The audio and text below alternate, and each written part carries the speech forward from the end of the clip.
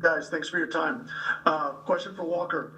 Given your years of service with the national team, looking at this team from afar, the last couple years, what do you see beyond the technical and the tactical that perhaps is missing at this point?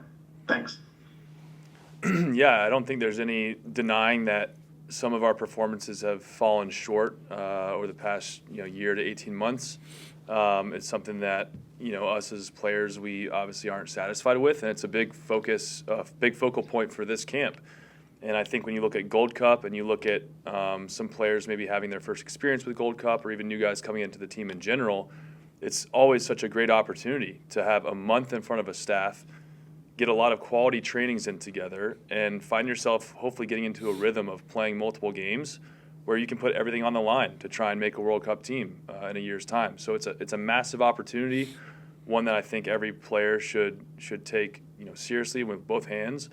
And focus is for sure on that fight and that mentality to continue this summer.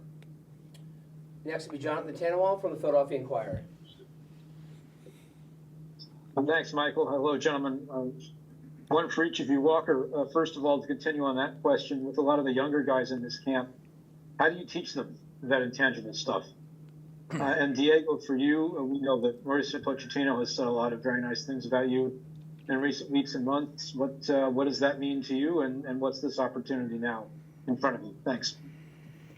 I think that the easiest way to teach someone is just to show them what it means to come into training every single day and compete and want to win and be intense, be aggressive. But at the same time, like the guys that are here, they're here for a reason. They've been probably doing that their whole careers, or at least recently, to get this call up. So of course you can walk alongside them and give them tips here and there, but I think you're going to show them the most by competing and training, and then ultimately communicating and competing on the field. Could you say your question to me again, please? Sure. Mauricio Pochettino has had a lot of nice things to say about you in recent weeks and months. Obviously, one of them went a bit viral on the internet, as you probably heard. But what does it mean to you to have that confidence from him? Yeah, I think the confidence allows me to stay comfortable and allows me to express myself on the field, and I think that's one of the biggest things is when there's no added pressure when you come into camp from the coaching staff or from what do they think or what do they expect from you. It's very clear what they want and what their expectations are, and to allow me to fully enjoy myself when I'm out on the field. Next will be Ron Blum from the Associated Press. Hi, Diego. Thanks for doing this. Do you think in January when you played with blood streaming out of a broken nose that sent a signal both to Mauricio and the coaching staff and maybe to other players about the commitment needed on the national team? Yeah, I think it did. I think that experience for me was, I could say life-changing, as it gave me, I think it added an opportunity for me to come back into more camps and show the type of the grit and the hunger that I have to play and represent for my country. And I think, it showcases, Mauricio really liked that about me and really liked the fight that I had. And I think that shows, other players that that's what's needed in this team and to fight through everything. Next will be Paul Tenorio from The Athletic. Thanks, Michael. Hi, Walker. Hi, Diego. I'd love if you both could take a crack at this one. We're coming up on being a year out from the World Cup, and I wondered your perspective when you look at kind of what's been going on recently with the team, as you spoke about earlier, Walker, and the expectation for a home World Cup. What do you think has to happen between now and the start of the World Cup to kind of get this team into the right space, and how much pressure is there on this team to perform next summer at a home World Cup? Thank you. Yeah, I think it starts with our environment every day. Ultimately, I think if you ask anyone to write down 26 names for next year, there'd be a lot of spots that people would objectively say are available. And we as players have to recognize that and take this opportunity that we have each and every day of training, each and every camp that we get called into, to try and be one of those spots. And when you set that tone individually and that goal for yourself, and now you have everyone who's in camp trying to do the same thing, that level is gonna go up. And you want us to be more competitive, more feisty on the field. Well, that starts in training, and that starts with us getting onto each other on your team against the opponent. It's just a great challenge, and that's what we have to do to make sure we keep elevating. And second part of your question, Paul, was what now? As far as the pressure, do you think there's pressure on this team? Yeah, I mean, there's always pressure when you play for your national team. There's always pressure when you play as a professional soccer player. It's the job that we chose, and it's the job that, for the most part, if you're at this camp or getting called in, you've thrived under pressure in the past. And so you got to accept that this is part of it, and you want to be the person in that position to have that. So, yeah, sure, there's pressure, but I don't think it's anything that's going to, affect our mentality as a group or as an individual. Next will be Jeff Carlisle from ESPN FC. Thanks, Michael. Hi, guys. My question's for Walker. What's your recovery been like from the head injury that you sustained earlier this season, and to what degree do you maybe even think about it when you step on the field? I mean, are there any lingering thoughts with regard to that? Yeah, it was definitely a longer than expected time to be out with a concussion. Every concussion is different. I learned definitely a lot about it, a lot about how it can work with vestibular issues. And so when you look at like your eyes and your ears and the role that plays into overall like symptoms that you can have, whether it's dizziness, fatigue, it was a lot. And it's not to say that I was down and out for the most part. It was just very minor symptoms, but consistent. And it took a long time to get over. And then, you'd think you'd be back to training, and then you'd introduce headers and something might not go well. And so it was a lot of up and down, but I think that the training staff in Nashville, the coaching staff, teammates, I mean, they did a great job just keeping me kind of level-headed and understanding like it is a process. And I think for me, when I fully accepted that sometimes, as an athlete, you're always looking to how can I get back as soon as I can? How can I get better faster? And I had to accept that sometimes doing less and not trying to work so hard is the fastest way back. And that's a hard lesson for me. It's a hard lesson as an athlete. But then, yes, things slowly started, getting better, and it got to the point where I was like, man, I might be able to put myself in position to be on this roster in the summer. Started training probably 2 weeks ago and started to get some minutes in games over the past 2 weeks, and ultimately had the first 90 in the past 2 months this past weekend. So really happy that time-wise it worked out to get back, but it's definitely, concussions are different. It's different for everyone, and this one certainly took longer than I would have hoped, but I'm glad that now I'm back, and I don't think twice about it now that I've played a couple games. We'll go to Doug McIntyre from Fox. Thanks, Michael. Walker, good to see you back. Good to see both of you guys. I wanted to ask both of you about Patrick Agyemang. Diego, you've been in all three camps with him this year. In January, you both talked about, how nervous you are, how it was a new experience for you. How have you seen him kind of grow and evolve in terms of confidence, comfort from January to now? And Walker, just as a defender, what makes Patrick hard to defend against? Thanks, guys. I'll go first. Yeah. Yeah, I think Patrick and I have gotten along off the field, with these three camps and also keeping in touch, throughout the season. And I think I've seen him, become a top forward. I think the confidence in him has grown, and he's shown it, right? He's performing back at Charlotte, and I think he's performing here with the national team, and he's getting the opportunities. So it's glad to see that, somebody else that has been at every camp with me has done the same thing that I've done and is showcasing themselves. Yeah, I think with Pat, you look at a forward and you can tell when they're confident. They start taking their chances a little bit better. They're more energized to make those extra runs on both sides of the ball. And that's what he's doing right now. He's in good form, obviously scoring some key goals for Charlotte. And as a defender, he uses his body very well. He loves that role where he can just get both of his arms, try and pin you, and use that role in speed to try and break away. But I think people are maybe overlooking his finishing as well. He gets into really good spots in the box, and he's making these finishes that maybe aren't as easy look pretty easy. So that's what you expect when a forward is on their game, and he's certainly been in good form as of late, and so we hope that can continue this summer. We'll go to Henry Bushnell from Yahoo. Thanks, Michael. Thanks, Walker and Diego, for your time. Diego, you've been in the last 3 national team camps. At the beginning of this one, has the tone from the coaching staff been any different? Has the message been any different, given what happened in the games in March and some of the frustration coming out of that?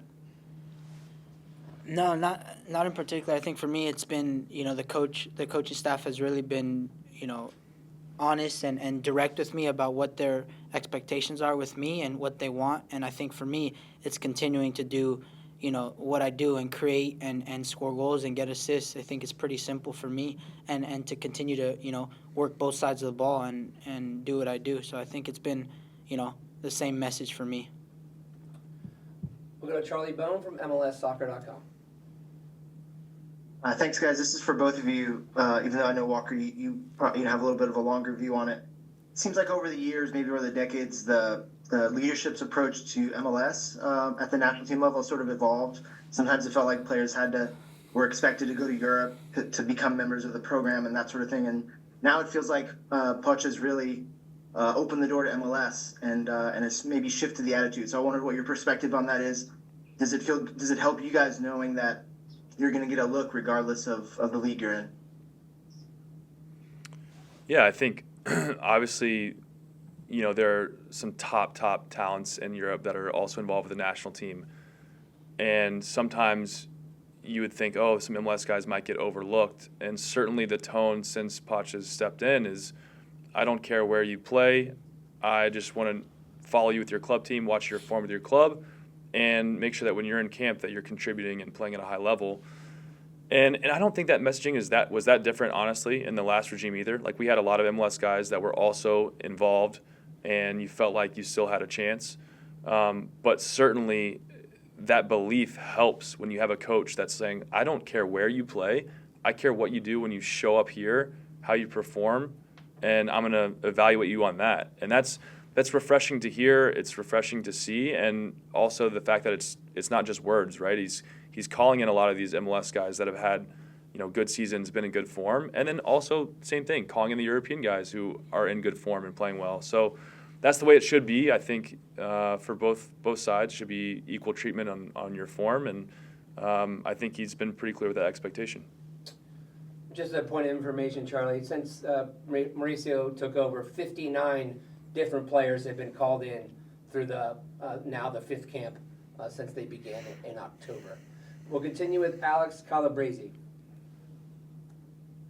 Thanks, Michael. Hey, guys, I've got a quick one for both of you. Walker, you've been around a lot of the different MLS facilities throughout the league with your time with the national team. I'm curious what your impressions are of this training center here in Chicago and how it stacks up. And then for Diego, I know you've known Brian Gutierrez for quite some time. Have you had any opportunities to connect with him when you're all at the facility here? There you go. Yeah, I was able to catch up with him today, and it's awesome to see a good friend like Brian and connect with him, and he's killing it as well. So it's good to see good friends and people that you're close with. Yeah.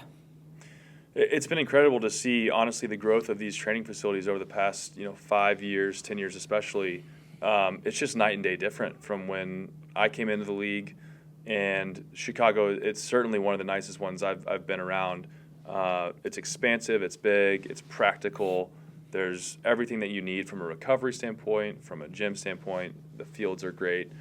So they're really not lacking for much. And also we saw the announcement with the stadium coming. So it sounds like ownership and kind of trends here in Chicago in terms of development of this sport through the fire is on the right track. And we're really happy to be able to train at the new facility. Awesome. Thanks, guys. We'll take a few more questions. Next will be Sanjay Sujanthakumar. Thanks, Michael. Thanks, guys, for your time. One for each of you. Diego, in March and even before that, it's been a struggle for this team to create chances and score goals. There's obviously a lot of guys missing from March, but there's still a big opportunity for you and other attacking players in this camp. What do you think needs to happen for this team to be more dangerous in the final third? And you mentioned coaching staff expectations for you in particular. Like, Is there any specific example you can give of instructions for you, what they're looking for from you in the final third? And then Walker, talk to us about the change in hairstyle. What prompted that, and you feeling any younger with that? Thank you. Yeah, I think the lack of goals or the lack of chances created, I think it comes down to the players' confidence and the attacking players. I think for me in particular, it's about the confidence, and when you go into games and the belief that you can create and that you can score and that you can compete and do what you do best at any level, I think is the biggest thing for me. So going into these games, I believe that I'm going to create chances. I believe that I'm going to score goals, and I believe in my ability to help the team in that aspect. And for me, the expectations from the staff is to be creative, to be free, to play my game. And they told me that I'm here because of what I've done and how I play. So not to change and create and score goals. Honestly, I don't know. I thought about cutting my hair at some point this year. Didn't really know when. Maybe it was going to be after the season. Then the concussion thing came about. Summer was coming up, and kind of the return to playing and the summer. I was like, I think the time is now.